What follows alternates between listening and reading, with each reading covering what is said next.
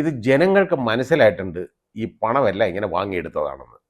അതായത് 5,00,000 രൂപ ഇതിലോട്ട് വന്നു കഴിഞ്ഞാൽ ഉടനെ 5,00,000 രൂപ പേരെഴുതി അതിലോട്ട് പോകും. ഇത് ഒരു കമ്പനിയിൽ നിന്നൊന്നുമല്ലേ കിക്ക് ബാക്ക് വാങ്ങിയേക്കുന്നത്.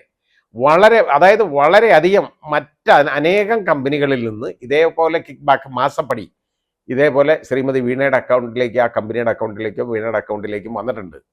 ഇത് മാത്രമൊന്നുമല്ല,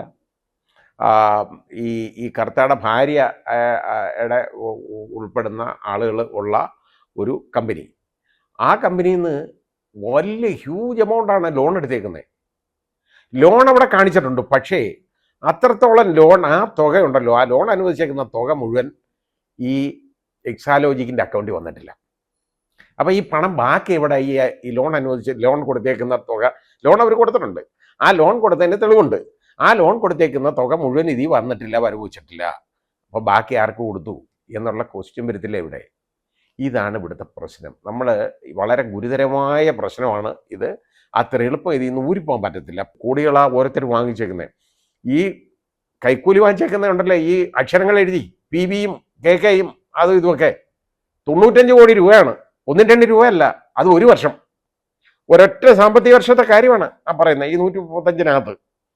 ബാക്കിയൊക്കെ ശ്രീമതി വീണയുടെ കമ്പനിക്കൊക്കെ വന്നേക്കുന്ന 1,72,00,000 രൂപയേ ഉള്ളൂ. അത് ചെറിയ തുകയല്ലേ, 1,72,00,000. ഈ കോടിയൊന്നും ഇവർക്ക് വലിയ കാര്യമല്ല. കാരണം ഇഷ്ടംപോലെ കോടികൾ ഇങ്ങനെ കിട്ടുമ്പോൾ ഉണ്ടല്ലോ, അതിനൊന്നും വിലയില്ല ഇവിടെ.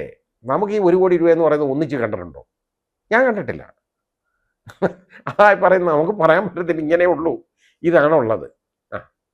പിന്നെ അത് ഈ ഒരുപാട് കണക്കുകൾ അങ്ങ് പറയുകയാണ്.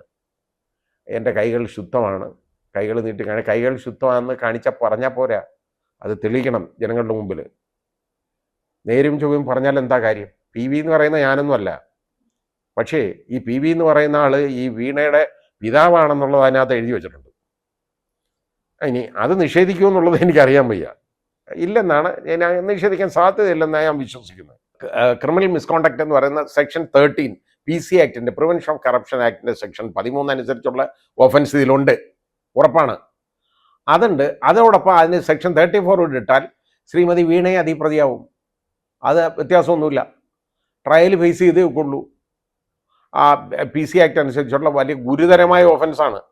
അതിൽ നിന്ന് ഊരിപ്പാനെന്ന് അത്ര എളുപ്പമുള്ള കാര്യമൊന്നുമല്ല. ഈ സീരിയസ് ഫ്രോഡ് ഉണ്ടെന്നുള്ളത് എല്ലാവർക്കും അറിയാം.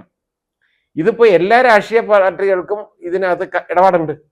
അത് കാരണം എന്താ, ഇത് പ്രതിപക്ഷത്തിരിക്കുന്നവർക്കും വലിയ താല്പര്യമില്ല, ഭരണപക്ഷത്തിരിക്കുന്നവർക്കും താല്പര്യമില്ല. ഇവർക്ക് ഇത് രണ്ട് കൂട്ടർക്കും ഒതുക്കണം.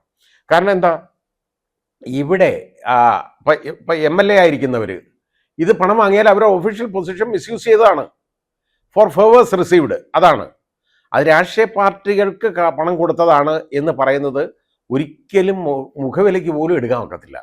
അതിൻ്റെ കാരണം രാഷ്ട്രീയ പാർട്ടികൾക്ക് കൊടുക്കുന്ന പണമാണെന്നുണ്ടെങ്കിൽ സെക്ഷൻ 80GGB അനുസരിച്ച് അതിന് എക്സംഷൻ ഉള്ളതാണ്, ഇൻകം ടാക്സ്.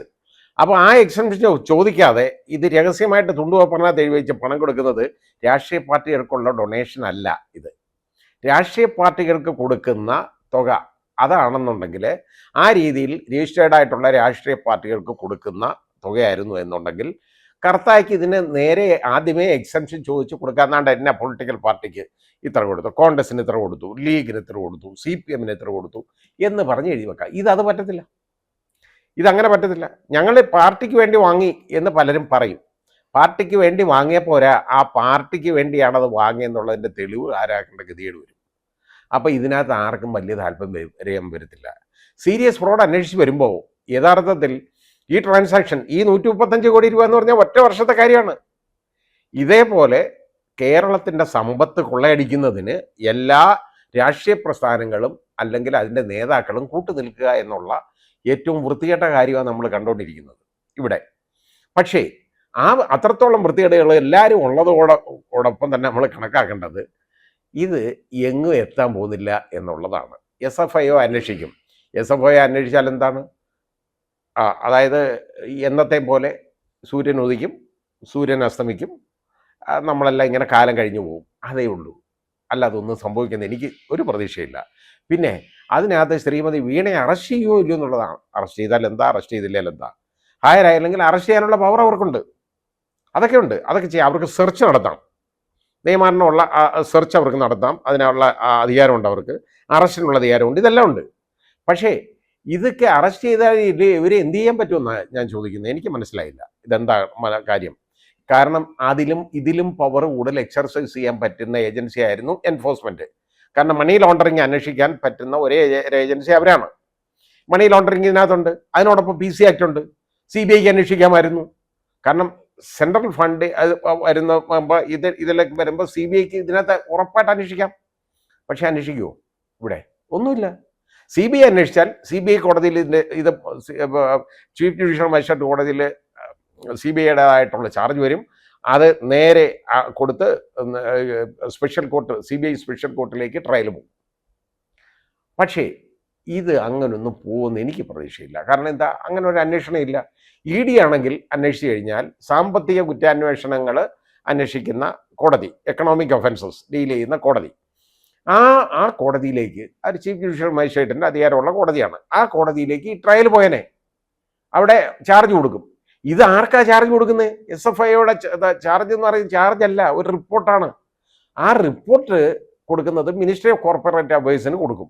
അത് അവർ കൂടി ആലോചിച്ച് അവർക്ക് തീരുമാനം എടുക്കാം ഇതിനകത്ത് പ്രോസിക്യൂഷൻ നടപടി വേണോ വേണമെന്ന് കണ്ടാൽ മാത്രമേ പ്രോസിക്യൂഷൻ ഇനിഷ്യേറ്റ് ചെയ്യാൻ ഒക്കുള്ളൂ. അല്ലെങ്കിൽ ഒന്നും പറ്റില്ല.